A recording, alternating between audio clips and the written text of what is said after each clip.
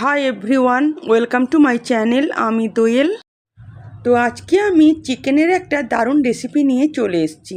তো চলুন আমার কিচেনে রেসিপিটা শুরু করি।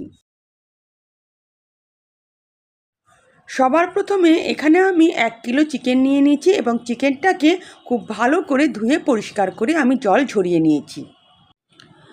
এখন আমি একটা পেস্ট রেডি করে নেব। এখানে আমি 7টা কাঁচা লঙ্কা নিয়েছি, বেশ খানিকটা আদা আর বেশ খানিকটা রসুন নিয়েছি, আর নিয়েছি 1 আঁটি আমি ধনেপাতা। এই সব উপকরণগুলোকে এবার আমি মিক্সিং জারে নিয়ে এটাকে পেস্ট করে নেব। আর পেস্টটা কিন্তু খুবই মিহিন করে করতে হবে।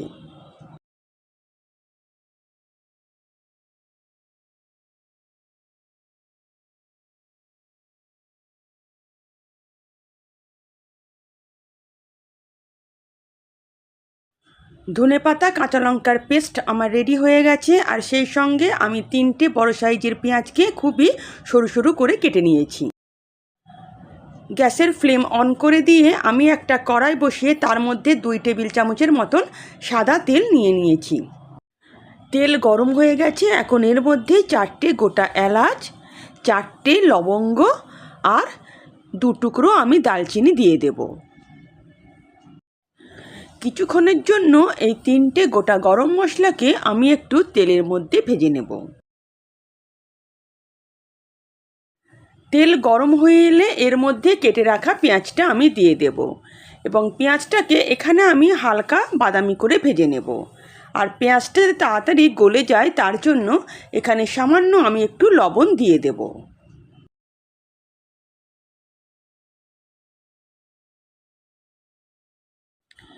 এবার পেঁয়াজটাকে ভালো করে আমি ভাজতে শুরু করব যতক্ষণ না এটা হালকা বাদামি হয়ে আসে।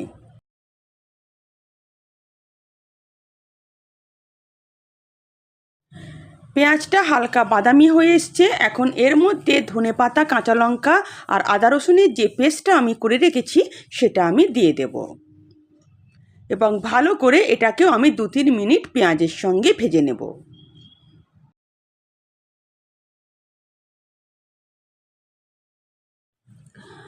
ভালো করে ভাজা হয়ে গেছে। এখন এর মধ্যে আমি কিছু শুকনো মশলা অ্যাড করে দেব। 1/2 চামচের মতন হলুদ গুঁড়ো দিয়ে দেব, 1/2 চামচেরও কম দিয়ে দেব লঙ্কা গুঁড়ো। এই লঙ্কা গুঁড়োটা আপনারা স্কিপ করতে পারেন। 1/2 চামচের থেকে একটু বেশি দিয়ে দেব আমি ধনে গুঁড়ো, আর তার সঙ্গে দিয়ে দেব সামান্য একটু জিরে গুঁড়ো। এখানে মশলাটা খুবই কম লাগে। 1/2 চামচের কম দিয়ে দেব গোলমরিচের গুঁড়ো। তার সঙ্গে দিয়ে দেব 1/2 চামচের মতন কাশ্মীরি রেড চিলি পাউডার। এটা শুধুমাত্র আমি রঙের জন্য দিলাম, আপনারা চাইলে এটা স্কিপ করতে পারেন। এবার সব মশলাগুলোকে খুব ভালো করে আমি কষিয়ে নেব।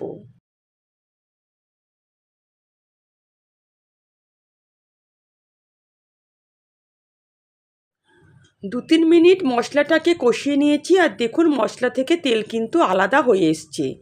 এখন এর মধ্যে স্বাদ মতন লবণ দিয়ে দেব এবং লবণ দিয়ে আর একবার ভালো করে নাড়াচাড়া করে নেব।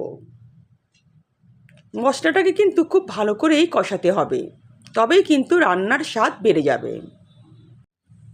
এখন এর মধ্যে দিয়ে দিলাম বড় চামচের 1 চামচের মতন চিকেন মশলা। চিকেন মশলাটাকে দিয়ে ভালো করে আর একবার কষিয়ে নেব।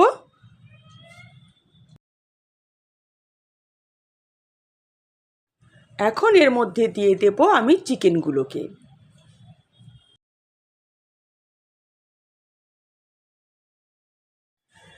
চিকেনগুলোকে দিয়ে এবার ভালো করে মশলার সঙ্গে কষাতে হবে। 2-3 মিনিট খুব ভালো করে কিন্তু কষিয়ে নিতে হবে।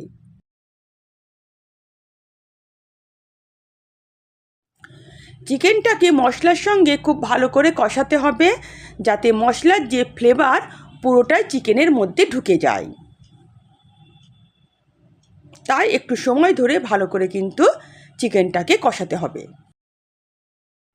গ্যাসের ফ্লেম মিডিয়াম করে আমি চিকেনটাকে 5-6 মিনিট খুব ভালো করে কষিয়ে নিয়েছি। এখনও কিন্তু এখানে আমি কোনো প্রকার জল অ্যাড করিনি।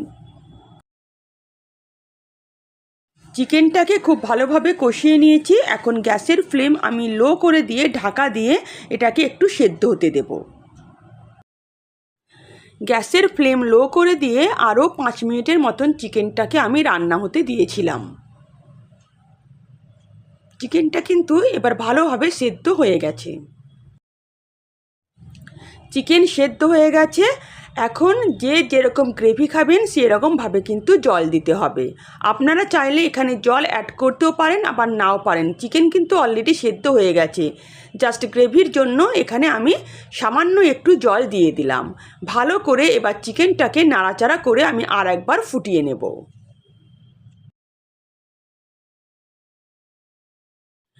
চিকেনটা খুব ভালোভাবে ফুটে উঠেছে। এখন এর মধ্যে সামান্য একটু গরম মশলা দিয়ে দিলাম।